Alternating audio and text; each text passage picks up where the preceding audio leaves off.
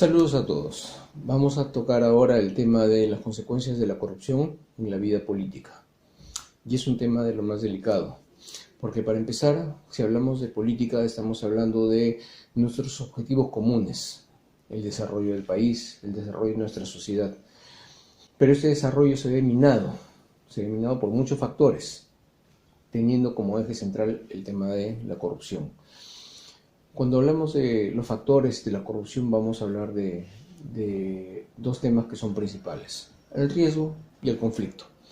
Y esto se va a ver en las distintas instituciones, las distintas formas que tenemos de concebir nuestra sociedad. Cuando hablamos de política es imposible desligarla de dos aspectos, el aspecto jurídico y el aspecto económico, porque son ellos los que van a ordenar la actividad política. Entonces, cuando vemos el factor político, estamos hablando del tema de gobernabilidad. Y cuando vemos gobernabilidad, tenemos que ver el tema de la actividad criminal. El crimen organizado se ha potenciado, como ya dijimos anteriormente, por la globalización. ¿Qué implica ello? Que cualquier actividad criminal realizada con herramientas modernas tiene efectos mucho más grandes que los que tuviera una actividad delictiva simple. Me explico. Si nosotros pensamos en el carterista, pensamos en el arrebatador, pensamos inclusive en un homicida, estamos hablando de criminalidad simple. Pero si a estos delincuentes le dotamos de herramientas, entonces ya vamos a hablar de una organización, vamos a hablar que el delincuente no actúa solo, actúa en complicidad con otras personas. Ya no solo tiene como defensa a su abogado eventualmente, sino va a tener un aparato legal, vale decir, uno o más estudios jurídicos a su disposición, va a tener contadores, va a tener economistas, va a tener agentes financieros, va a tener seguramente políticos y seguramente también sicarios. Entonces, eso es lo que caracteriza en la actualidad a nuestra vida política. ¿Y por qué decimos que caracteriza nuestra vida política? Porque también hemos visto en los distintos medios y además por información que tenemos de análisis que se han realizado, que las organizaciones delictivas de las que hablábamos ahora han buscado, y ahora digo en los últimos años principalmente, han buscado asociarse con la actividad política. Muchas organizaciones empezaron vinculándose con gobiernos locales. Hay muchas municipalidades que vieron incrementar, por ejemplo, sus ingresos con dineros o con bienes provenientes de la actividad criminal. Pero cuando la criminalidad interviene o actúa como una autoridad, no lo hace gratis, lógicamente. Lo hace para obtener réditos y lo hace para obtener poder. Porque en la dinámica de las organizaciones delictivas está que no solo buscan, como cualquier actividad lícita, maximizar sus ganancias, sino también, al igual que organizaciones lícitas, disminuir sus riesgos, proteger sus inversiones.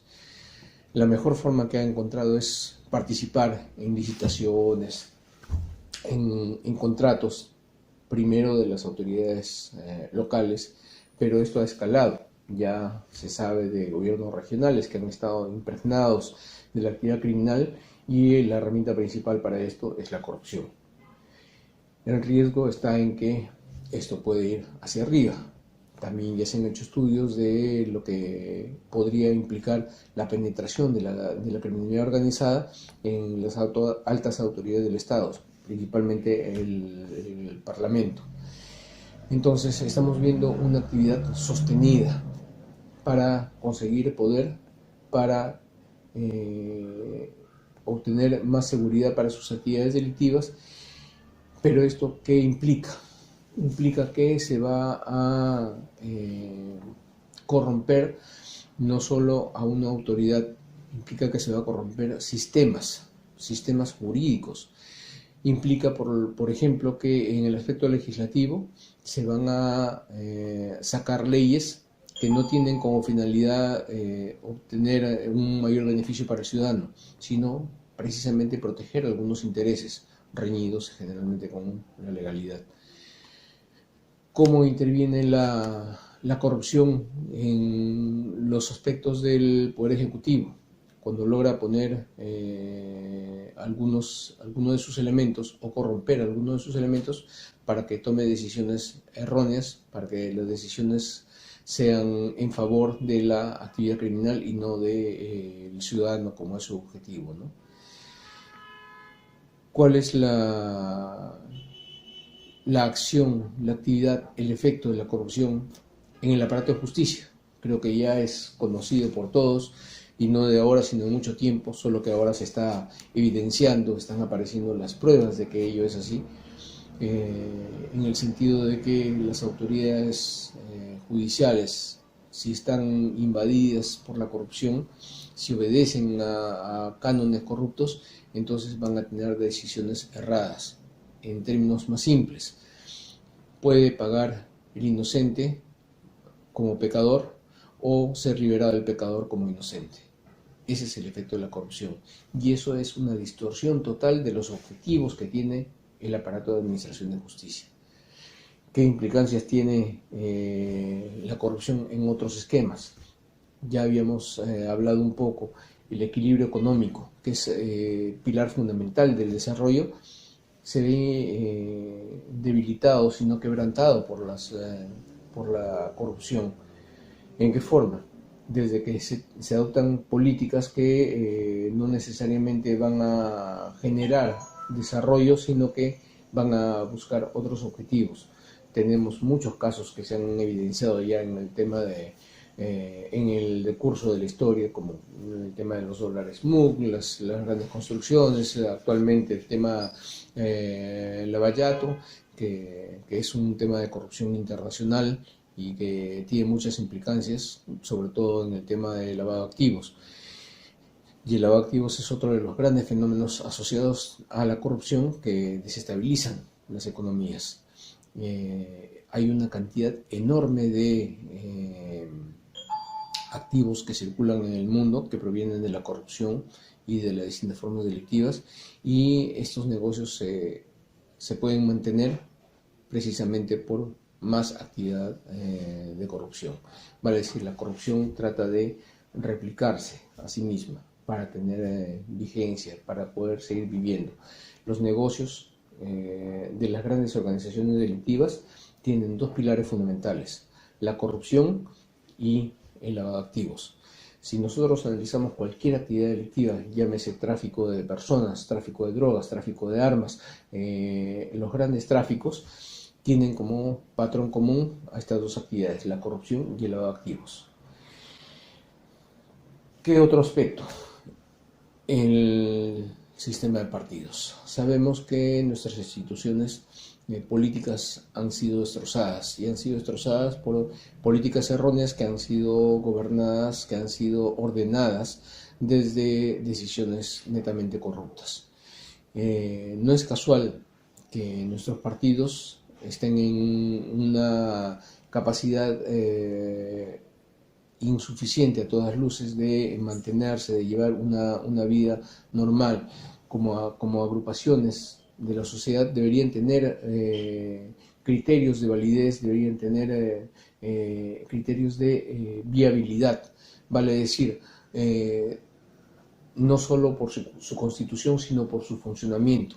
Pero esto sabemos que ha sido pervertido, no solo porque grandes decisiones han hecho que los partidos no tengan mayor participación ciudadana, sino que en muchos casos han sido tomados y a veces formados inclusive por gente vinculada a actividades criminales y actividades corruptas esencialmente. La sociedad civil organizada es otro de los grandes afectados por la corrupción. Prácticamente no tenemos una sociedad civil organizada. lo que estamos viendo de las marchas que ocurren eventualmente, lo que nos dice es que hay pequeños grupos, colectivos, por ejemplo, que organizan esto, se valen en gran medida de las redes sociales como una herramienta, digamos que eficaz para estos fines, pero nuestro problema es que no tenemos una sociedad organizada. ¿Y por qué? Porque no hay una cultura cívica, no hay una cultura política en la población. Entonces, esta es una gran debilidad de nuestra sociedad. Y finalmente, otro de los grandes aspectos en que incide la corrupción y podría ser el mayor de todos es el de la seguridad nacional. ¿Por qué decimos esto? Porque en la medida que la corrupción impregna a las actividades de nuestros órganos de defensa, las Fuerzas Armadas, estas se ven debilitadas, porque no hay mayor cosa que reste la moral a un ejército que el que sus jefes se vean involucrados en actos de corrupción. Y tenemos el ejemplo patente de la guerra con Chile. En la guerra con Chile, precisamente, los jefes del ejército estaban, digamos, en otros negocios. El mismo presidente Mariano Ignacio Prado se fue del país con los recursos destinados a la defensa, y esta es una historia que se ha repetido en distintas formas. En la época de Vladimiro Montesinos ya sabemos cuál ha sido el punto por donde atacó y se hizo de las Fuerzas Armadas, atacó a esta debilidad de los altos mandos militares. Entonces, ese es un gran estigma que tienen nuestras Fuerzas Armadas y está como tarea pendiente todavía el que se pueda superar esta situación. La debilidad que ocasiona la corrupción a las Fuerzas Armadas o a la defensa nacional en su conjunto es de tal magnitud que se considera en muchos estudios a la corrupción como un arma más para atacar al ejército enemigo en caso de conflicto exterior. Si hablamos de los conflictos, estamos viendo que tienen unos ingredientes. Los conflictos en este tercer milenio tienen como características principales que se utilizan elementos de guerra irregular moderna. No siempre vamos a encontrar enfrentamientos de ejército a ejército. Hay otras herramientas que se utilizan, que son la desestabilización económica. Ahora las criptomonedas se han puesto de moda y es una gran amenaza para los sistemas financieros nacionales. Se tiene el terrorismo, que es una herramienta no actual, ya es de vieja data, pero es una manifestación de la guerra irregular moderna. Pero también se tiene a la corrupción, porque en la medida que se pueda comprar a un jefe militar o se puedan comprar secretos militares a través de este mecanismo, entonces se puede debilitar efectivamente a un ejército y se puede debilitar efectivamente a una nación. Depende de nosotros si queremos hacer de nuestro país un país que esté francamente encaminado hacia el desarrollo, o es que queremos que nuestro país sea inviable, porque un país inviable es aquel país que no es competitivo, y nuestra competitividad está seriamente afectada por nuestra corrupción. Es nuestra principal tarea. Ya depende de nosotros si vamos a querer comprar un cuadro de Picasso o un Vermeer, que son muy buenas falsificaciones. Un elemento que también es principal para estimar la corrupción es el tema de los indicadores de mediciones diversas que se efectúan. A nivel mundial siempre estamos sujetos a mediciones, y las mediciones principales que efectúa tanto el Instituto del Banco Mundial como el Fondo Monetario Internacional se han comprendido como uno de los factores principales que afectan a nuestra competitividad, el tema de la corrupción. La Cámara de Comercio de Lima ha estimado que nuestras pérdidas de competitividad se pueden calcular hasta el año pasado en el 2% del PBI anual, pero para el presente año estaría entre 3 y 3.5% del PBI anual. Esto nos da una idea del tamaño, el volumen que adquiere la corrupción en nuestro país. Muchas gracias a todos.